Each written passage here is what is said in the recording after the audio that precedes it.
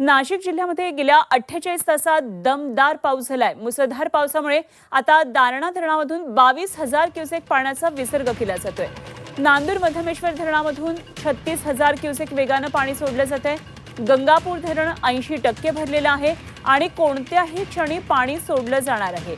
गोदावरी नदीला आता पूर परिस्थिती निर्माण झालेली आहे, त्यामुळे रामकुंडावरची मंदिरं पाण्याखाली गेली आहेत। तर इकडे जायकवाडीला आज संध्याकाळपासून थेट 30,000 क्युसेक वेगाने पाण्याची आवक होणार असल्याने जायकवाडीचा जलसाठा सुद्धा वाढणार आहे।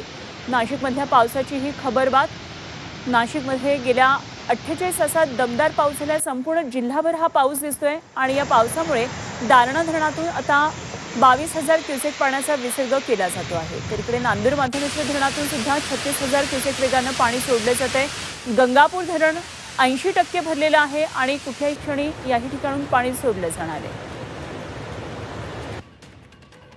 तर संपूर्ण राज्यामध्ये पाऊस होत असताना नाशिकमधल्या काही भागामध्ये मात्र पावसाची अजूनही प्रतीक्षा होती। आता संपूर्ण नाशिक जिल्ह्यामध्ये पाऊस पडताना दिसतोय। मुसळधार पाऊस होतो आहे। तर काय नेमकी नाशिक जिल्ह्यातली आणि शहरातली पावसासंदर्भातली परिस्थिती आहे जाणून घेऊया। आमचे प्रतिनिधी सागर गायकवाड सध्या आपल्या संपर्कात आहेत। नाशिकमध्ये काय नेमकी पावसाची स्थिती आपण जाणून घेणार आहोत। इकडे जायकवाडीला सुद्धा आज संध्याकाळपासून थेट 30,000 क्युसेक वेगाने पाण्याची आवक होणार आहे। काय नेमकी नाशिक जिल्ह्यात आणि शहरात परिस्थिती आहे सागरकडून जाणून घेऊया। सागर, नाशिक जिल्ह्यात आता संपूर्ण जिल्हाभर पाऊस आहे, शहरात सुद्धा पाऊस असल्याचं कळतंय, काय नेमकी परिस्थिती आहे? नक्कीच कालपासून नाशिक शहरासह जिल्ह्यामध्ये पावसाची संततधार सुरू आहे आणि याचा परिणाम नाशिकच्या गोदाकाठी बघितलं तर पूर सदृश्य परिस्थिती आहे। इथे जर बघितलं तर जे गोदाकाठीचे मंदिर जे आहे तर ते देखील पाण्याने वेढलेले आपल्याला पाहायला मिळत आहेत। त्याचबरोबर नाशिकच्या ज्या पुराचे इंडिकेटर म्हणून ओळखल्या जाणाऱ्या दुतोंड्या मारुतीच्या गुडघ्यापर्यंत पाणी आलेलं आहे। खरं तर नाशिक शहरामध्ये गेल्या 24 तासांपासून संततधार सुरू आहे आणि जिल्ह्यात देखील पावसाचा जो जोर आहे तो वाढलेला आहे। यामुळे अनेक धरणांमधून पाण्याचा जो आहे तो विसर्ग करण्यात आलेला आहे।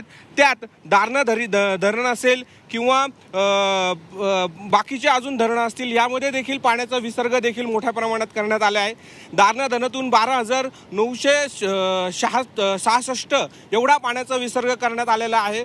तर भावली धरणामध्ये 1800 पेक्षा जास्त पाण्याचा विसर्ग करण्यात आला आहे। कडवा असेल, बाम असेल, पालखेड असेल, नांदूर मध्यमेश्वर असेल, त्याच्यात देखील 36,000 क्युसेसने पाण्याचा विसर्ग जो आहे तो करण्यात आलेला आहे। इथे जर बघितलं तर मी आता नाशिकच्या गोदाकाठी आहे आणि या ठिकाणी देखील पाणी सोडल्यामुळे पूर सदृश्य परिस्थिती आपल्याला पाहायला मिळते आणि इथेच पूर पाहण्यासाठी जे आहे ते नागरिकांनी गर्दी केल्याचं आपल्याला पाहायला मिळतंय। पावसाचा जर जोर असाच सुरू राहिला तर या पाण्याची परिस्थिती जी आहे ती वाढू शकते, पाणी पातळी वाढू शकते आणि त्यामुळे नदीकाठच्या ज्या आहेत राहणाऱ्या लोकांना सतर्कतेचा इशारा देण्यात आलेला आहे। पाण्याचा जर ओघ वाढला तर नदीकाठचे जे लोक आहेत त्यांना देखील स्थलांतरित करण्याची प्रक्रिया जी आहे ती शासन करणार आहे। त्यामुळे आता जे नदीकाठचे जे लोक आहेत त्यांनी सतर्कता बाळगावी असं आवाहन जे आहे ते प्रशासनाकडून करण्यात येत आहे। खरं तर हा पाऊस नाशिककरांसाठी, नाशिक जिल्ह्यासाठी दिलासादायक आहे। संपूर्ण राज्यात वेगवेगळ्या जिल्ह्यामध्ये पाऊस होत असताना नाशिक मात्र पावसाच्या प्रतीक्षेत होतं, त्यामुळे निश्चितच ही दिलासादायक बाब आहे। धन्यवाद सागर, दिलेल्या सगळ्या सविस्तर माहितीसाठी।